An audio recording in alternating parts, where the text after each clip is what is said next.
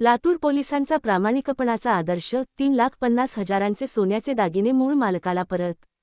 लातूर जिल्हा पोलीस दलाने प्रामाणिकपणा आणि कर्तव्यदक्षतेचे उत्कृष्ट उदाहरण घालून देत सुमारे 3,50,000 रुपये किमतीचे सोन्याचे दागिने असलेली बेवारस बॅग तिच्या मूळ मालकाचा शोध घेऊन परत केली आहे.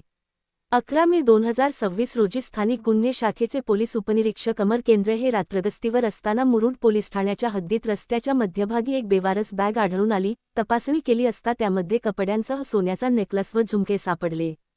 त्यानंतर पोलीस अधीक्षक अमोल तांबे, अपर पोलीस अधीक्षक मंगेश चव्हाण आणि स्थानिक गुन्हे शाखेचे पोलीस निरीक्षक सुधाकर बावकर यांच्या मार्गदर्शनाखाली बॅगेच्या मूळ मालकाचा शोध सुरू करण्यात आला. तपासादरम्यान ही बॅग संदीप मंगलदास सुरनर, वय 33, राहणार रुदा, तालुका अहमदपूर, लातूर यांची असल्याचे निष्पन्न झाले. संदीप सुरनर हे कुटुंबासह पुण्याकडे जात असताना त्यांची बॅग ऑटो रिक्षातून होऊन हरवली होती. आवश्यक पडताळणी आणि कायदेशीर प्रक्रिया पूर्ण केल्यानंतर पोलीस अधीक्षक अमोल तांबे यांच्या हस्ते सुमारे 23 ग्रॅम वजनाचे व 3,50,000 रुपये किमतीचे सोन्याचे दागिने मूळ मालकास परत करण्यात आले. दागिने परत मिळाल्याने संदीप सुरनर यांनी लातूर पोलिसांचे आभार मानत त्यांच्या प्रामाणिकपणा आणि कर्तव्यनिष्ठेचे कौतुक केले. ही कामगिरी पोलीस उपनिरीक्षक अमर केंद्रे, पोलीस अंमलदार रियाज सौदागर, पाराजी पुट्टेवाड, ज्ञानोबा गुडमेवाड आणि ढवळे यांनी यशस्वीरित्या पार पाडली.